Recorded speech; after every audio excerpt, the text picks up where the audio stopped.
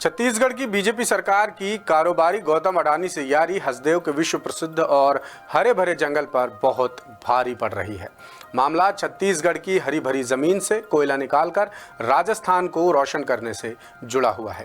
BJP की विष्णुदेव साय सरकार ने राजस्थान को बिजली देने के लिए छत्तीसगढ़ के 5 लाख से ज्यादा पेड़ काटने की मंजूरी दे दी है, जिससे जुड़े अहम दस्तावेज 10 सूत्र के हाथ लगे हैं। अब तक यही बीजेपी राज्य की हरियाली को उजाड़ने के लिए कांग्रेस की भूपेश बघेल सरकार को दोषी ठहराती आई है, जबकि हकीकत एकदम उलट है।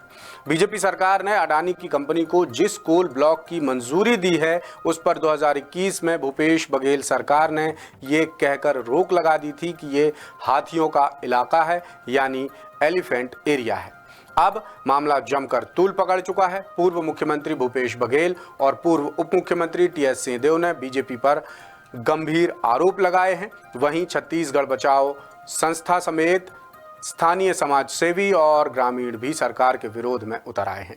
क्या है ये पूरा मामला, बता रहे हैं रायपुर से हमारे ब्यूरो चीफ अरुण तिवारी।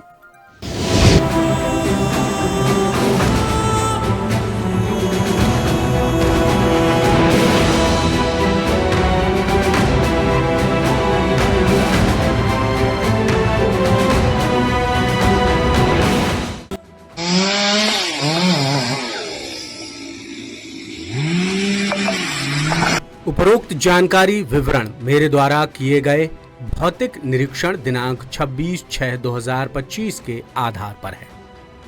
आवेदक द्वारा मांग की गई वन भूमि को गैर वानिकी प्रयोजन कोयला उत्खनन कार्य केते एक्सटेंशन कोल ब्लॉक खुली खदान परियोजना आवेदक संस्थान राजस्थान राज्य विद्युत निगम लिमिटेड जयपुर हेतु वन भूमि व्यापवर्तन प्रस्ताव की स्वीकृति की अनुशंसा की जाती है।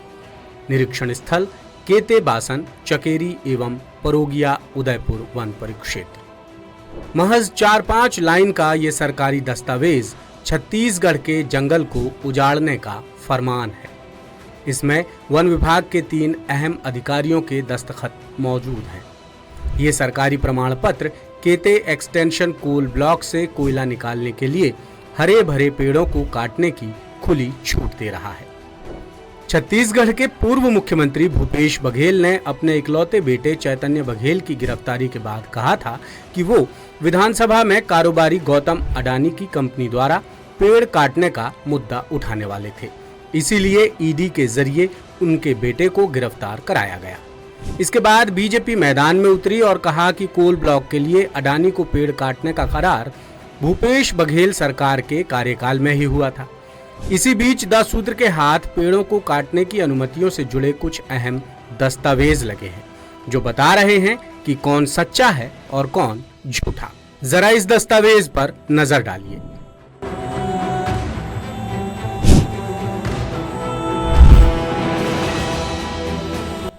भूपेश बघेल सरकार के समय 13 अगस्त 2020 को सरगुजा के वन संरक्षक ने अपर प्रधान मुख्य वन संरक्षक को एक सरकारी चिट्ठी लिखी थी, जिसमें लिखा गया था कि केते एक्सटेंशन कोल ब्लॉक के पास एलिफेंट कॉरिडोर है, इसलिए राजस्थान पावर कंपनी को एनओसी जारी नहीं की जा सकती।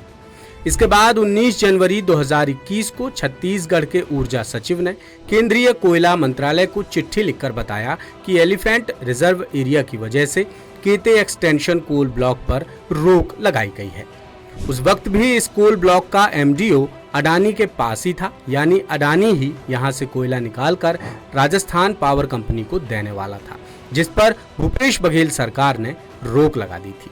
लेकिन 2023 का विधानसभा चुनाव जीतकर बीजेपी ने सत्ता संभाली और मुख्यमंत्री विष्णुदेव साय की सरकार ने 26 जून 2025 को अनापत्ति प्रमाण पत्र जारी कर पेड़ काटने की अनुमति दे दी, जिस पर अब सियासत भी चरम पर पहुंच चुकी है। पूर्व मुख्यमंत्री भूपेश बघेल ने 2 तस्वीरें शेयर कर सोशल मीडिया पर लंबा चौड़ा पोस्ट लिखा और बीजेपी सरकार की मंशा, नीति और नीयत पर गंभीर सवाल उठाए। बघेल ने लिखा कि छत्तीसगढ़ के जंगलों को बचाने की लड़ाई निजी नहीं बल्कि सामूहिक है। वहीं पूर्व उप मुख्यमंत्री टीएस सिंहदेव ने भी वीडियो जारी कर बीजेपी सरकार को निशाने पर लिया। रामगढ़ की पहाड़ी को जिस केते बासन एक्सटेंशन कोयला खदान प्रोजेक्ट से पूर्ण रूप से नुकसान होने की संभावना है। पुराने भी ये देखा गया कि जब ब्लास्टिंग हो रही थी तो ग्रामीण लोगों ने बताया था कि चट्टानें गिरी हैं, दरारें आई हैं। उसे 11 किलोमीटर बता के 10 किलोमीटर की परिधि से बाहर करने की एक कुचक्र को प्रारंभ करने की बात सुनने में आई है। ये पूरी तरह से आपत्तिजनक है। जहां गांव वालों को आपत्ति ना हो वहां देश में कोयला की संपदा का अगर इस्तेमाल होता है तो एक अलग बात है, लेकिन गांव वालों की सहमति के बिना और पुरातन काल के पुरातात्विक महत्व के सीता बैंगरा को नुकसान पहुंचाने की तरफ कदम बढ़ाना ये बहुत ही नासमझी और असंवेदनशीलता का विषय है और चुनिंदा उद्योगपतियों को लाभ पहुंचाने की मंशा के अतिरिक्त इसमें और कोई बात नहीं दिखती।